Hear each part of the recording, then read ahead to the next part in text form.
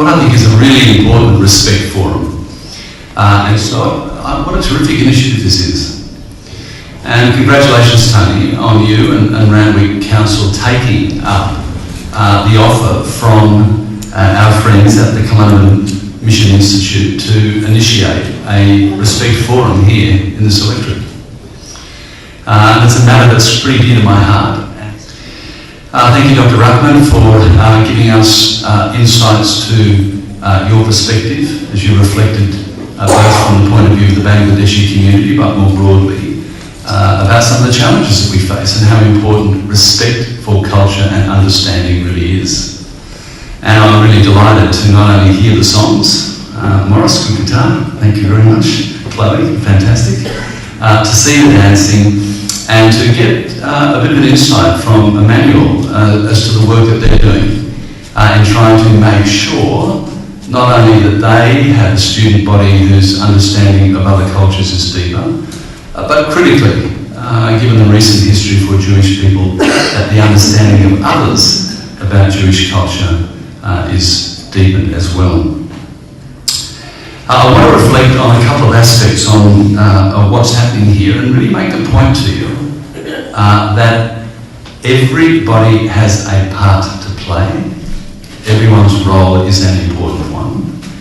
And much of what we do and can do, particularly in communities such as ours, happens at the community level. And I often think, sometimes from my office in Parliament House, of the work that I had done across different campaigns of many years, and I must say a great deal of respect I have for the work that the Columbans have done, particularly in the Philippines. I know some of your compatriots, father had been very active there for many, many years. But it happens at the community level. It happens on the street. It happens in local government, in council. It happens in governments, full stop. And it needs to happen right across our community in what I would describe as both a horizontal and a vertical direction. And by that I mean in the community, across the diversity of communities that we enjoy and experience in Australia, but also all the way through, from the highest governments and bodies in the land right down to the institutions of schools, of churches, of community groups and others. And I think when you have that concerted commitment as a culture and as a nation, and you have people coming as we are tonight to deepen their understanding and to share together that understanding, then the kind of Australia that we do have, where we do have some issues still that we need to work through, but comparatively a relatively peaceful society and for the most part a harmonious one can be maintained. And critically, Australia can provide a positive example, not only in the region, but in other parts of the world as well, as to the kind of future we're going to need to aim for in the 21st century. The 21st century is going to be all about coexistence. People won't be able to hide, neither will countries, as the challenges that are very much upon us are worked through and are resolved. And one very good example, given the tie-in between this forum and World Environment Day, is the challenge of climate change, and Dr. Ackman referred to that briefly. Climate change in some ways is the classic environment issue because it's non-discriminatory, it operates within a global context, and it requires everybody, every nation, every person, every commercial institution and others to actually respond. And to do that not only for the sake of the planet, but for the sake of one another. It's pretty basic at one level, but very complex and quite daunting at another. And it will require all our capacity, our innovative skills and gifts, and our determination to resolve it. And of course, at one level, it's a question about developing and developed countries, particularly when you consider the way in which countries such as Bangladesh, but also our Pacific neighbours, are already directly threatened by the impacts of dangerous climate change and climatic weather events. I was thinking as well, though, of some of the things that we can look at which are positive. And for me, one of the big things in the Parliament which was a positive was the apology for the stolen generation. Here was a moment when the Parliament came together and expressed in the simplest, but also I think the most meaningful terms, what real apology, recognition and contrition is all about. And I know for many Aboriginal and Torres Strait Islander people that was a very important day. Our work's not finished, and I know we'll hear from Auntie Elsie later on, but that work's not finished. I think the next step and next stage of respect there goes to the issue of constitutional recognition.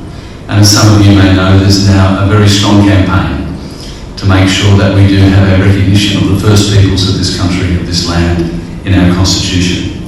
And those of you who get involved in that campaign will be making a difference, whether it happens at the school level, at the community level, or elsewhere. Two other things to reflect on quickly from my own perspective as a Federal Cabinet Minister. One is what I think will be a very important meeting to be held in Mexico next year. This is a conference to consider a convention for the banning of nuclear weapons. And I raise it because of my own long-time association with this issue, but also because many world leaders, including two of the names that have been mentioned tonight, Bishop Desmond Tutu, and I also think as well that very famous spiritual leader, the Dalai Lama, amongst others, have made a call for us as a group of nations to come together to effectively ban nuclear weapons, their manufacture and any intended use. And we really need to think about that kind of issue from an Australian perspective, because we have a role to play in securing a more peaceful environment, not only in this part of the world, but globally as well. Otherwise, I just wanted to say how great it is to see so many people here tonight. Once again, there to say to you that this is a tremendous initiative, and to build on a partnership with the work that Columbans have done for many years, speaking to and bearing witness for peace is something which I greatly respect. And so good to see people, my friends from different communities and different ethnic backgrounds here as well, councillors from Randwick City Council, and most importantly the young people here too.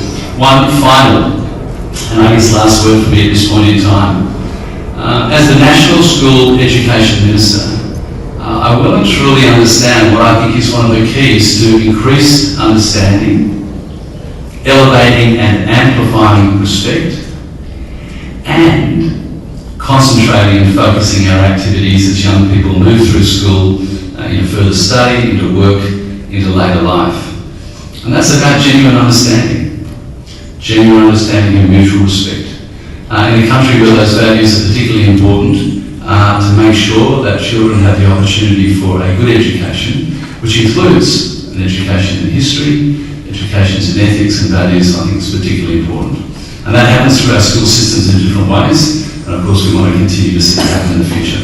So great to see you here tonight, and looking forward to the rest of the evening. Thanks very much, everybody.